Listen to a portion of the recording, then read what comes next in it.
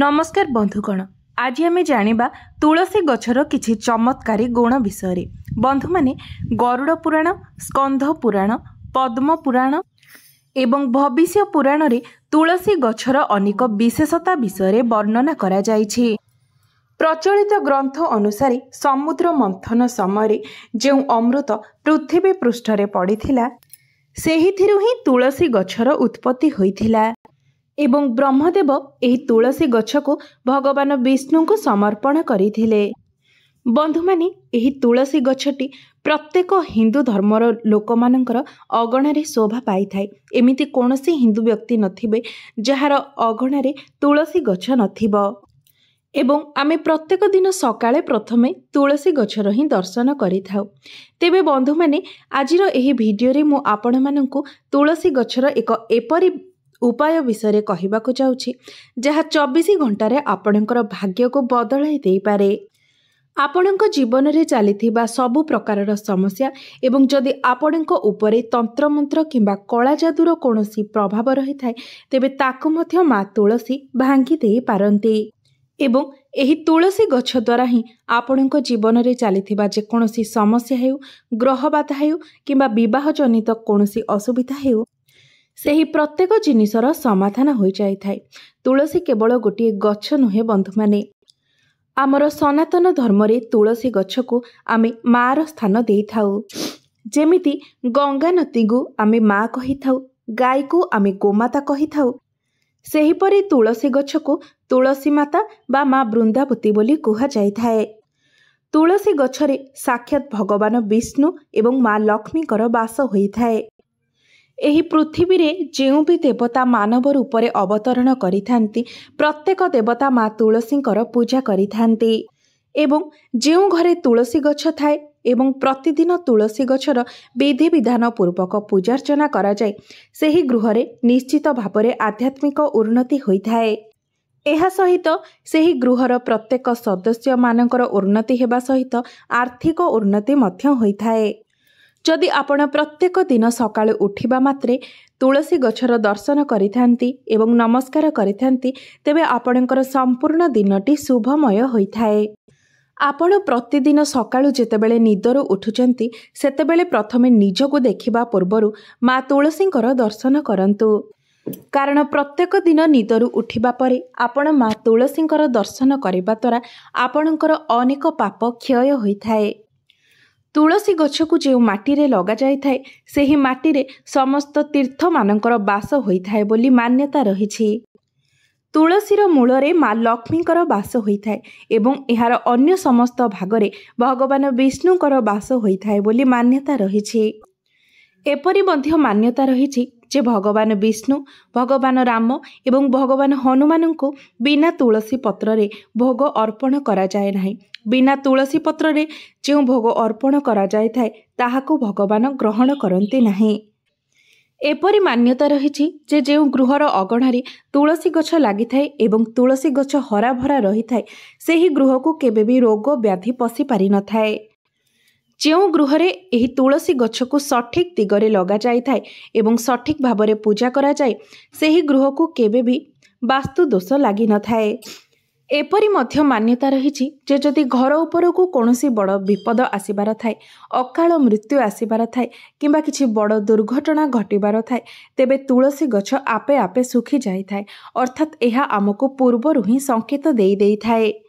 एवं तुलसी गछ एथिपाई सुखी जाय थाए कारण से विपद निज उपरकू नहीं जाई थांती एवं जहार प्रभावरु से निजे सुखी जाई थांती। जेपरि आमर माँ पिला मानक उपरकू विपद आसिले सेही विपद को निज उपरकू नहीं जाई थांती, सेही परि माँ तुलसी मध्य आम उपरकू विपद आसिले सेही विपद को निज उपरकू नहीं जाई थांते। निज को बलिदान दे से आमको सुरक्षा प्रदान करि थांती। सेथिपाई आमे समस्ते आमर अगणारे तुलसी गछ लगाइबा उचित। तुलसी गछ आमको शुद्ध अम्लजान प्रदान करिबा सहित अनेक चमत्कारी लाभ मध्य प्रदान करि थांती। तेबे आसंतु जानि नेबा तुलसी गछ सहित जड़ित किछि चमत्कारी उपाय विषय। तेबे बंधु माने प्रथम उपायटी हेउछि एपरि मान्यता रहिछि जे जदि कोनोसी व्यक्ति गोटे मास पर्यंत प्रत्येक दिन लडु मोदक किंबा एहिभଳି कौनसी मिठा जातीय द्रव्य तुलसी पत्र रखी भगवान हनुमान को प्रत्येक दिन अर्पण करती तेबे तांकर समस्त मनोस्कामना पूर्ण होइथाए। तुलसीर मंजरी आम जीवन में थिबा समस्त समस्या गुड़िक तत्काल ही दूर कर देइथाए। अनेक व्यक्ति करज बोझरे सर्वदा चिंतित रही थांती एवं अनेक व्यक्ति निजर विवाह को नहीं मध्य चिंतित रही थांती। तेबे एपरी परिस्थिति रे आपणक अगणारे लागिथिबा तुलसी रे जदि मंजरी आसे तेबे आपणक जीवनरू सेही सबु समस्या गुड़िक दूर हो जाई थाए। तेबे जो व्यक्ति जीवन में यही सबु समस्या लगी आपण तांको कहतु जे से गछरु तुलसी मंजरी झाड़िबा पाई तापरे तुलसी मूलरे जो माटी अच्छी एवं झड़ी पड़ी पत्र एवं मंजरी तेबे सेथिरु किछि माटी किछि सुखिला पत्र एवं किछि मंजरी आपण स्नान करुथुबा जलरे मिसाई प्रत्येक दिन स्नान करंतु। एपरि करिबा द्वारा जीवन में चलीथिबा समस्त समस्या गुड़िकर समाधान हो जाई थाए। एपरि करिबा द्वारा आपण को जीवन में उन्नति प्राप्त होइथाए। जदि आपण को एपरि लागुछि जे आपण आरंभ करुथिबा कार्य संपूर्ण होई पारुनाही किंबा प्रत्येक कार्य रे सर्वदा बाधा विघ्न उत्पन्न हेउछि तेबे एही सबु समस्यार समाधान पाई आपण एही उपायटी को निश्चय पालन करंतु। निजर स्नान करुथिबा जलरे एही तीनोटी जिनिस को मिसाई आपण स्नान करिबा द्वारा एही सबु समस्यार निश्चित भाबरे समाधान होइथाए।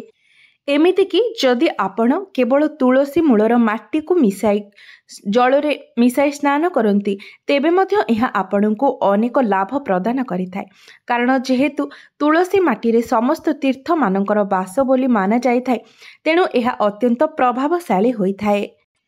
बंधु माने आपण माने जदि प्रतिदिन निज मस्तक रे तिलक लगाउछंती तेबे सेही तिलक रे जदि आपण तुलसी मूलर माटी मिसाई लगांती तेबे आपण को प्रत्येक कार्य रे विजय प्राप्ति होइथाए। एहा द्वारा आपणकर सम्मोहन शक्ति वृद्धि होइथाए एवं समस्त लोक माने आपणक आड़को खूब शीघ्र आकर्षित होइथांती जहा पाई कि आपण प्रत्येक जगार प्रशंसित एवं सम्मानित मध्य होइथांती। एवं एही तिलक लगाइबा द्वारा आपणकर दुर्भाग्य सौभाग्य रे परिणत होइथाए। एवं जदि आपण प्रत्येक दिन तुलसी पत्रर सेवन करती तेबे काश थंडा ज्वर भली समस्या आपणक निकट को आसी न थाए। मात्र एही लाभटी आपणको सेतेबेले प्राप्त हेबो जेतेबेले आपण प्रत्येक दिन एही उपायटी को पालन करिवे। अर्थात कौनसी निर्दिष्ट समय किंबा मास किंबा दिन पाए नुहे आपण जीवन सारा प्रतिदिन जदि तुलसी पत्रर सेवन करती तेबे ही आपण को एहार लाभ प्राप्त होइथाए।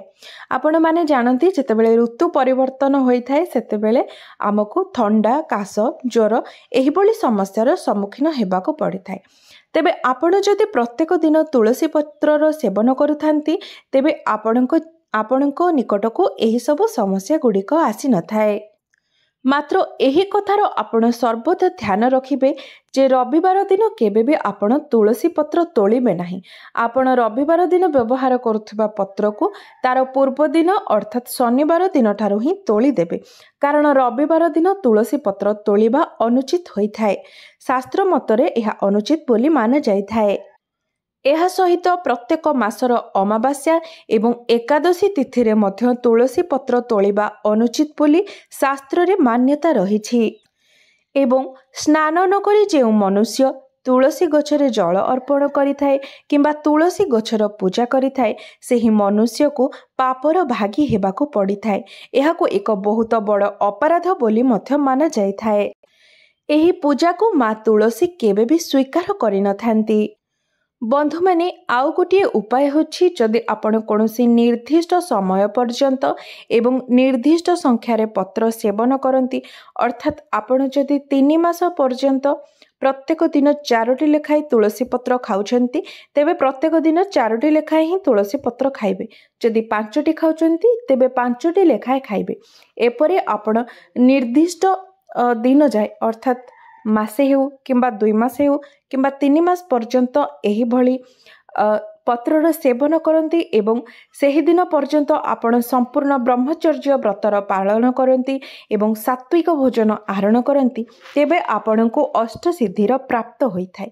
आपण माने जानती भगवान हनुमान ଯେକୌଣସି ଜାଗାକୁ ଚାହିଁବେ ସେ ପ୍ରତ୍ୟେକ ଜାଗାକୁ ଯାଇପାରନ୍ତି ଏବଂ ଏପରିକି ଦ୍ରୋଣଗିରି ପର୍ବତକୁ ମଧ୍ୟ ସେ ନିଜ ହାତରେ ଟେକିଥିଲେ।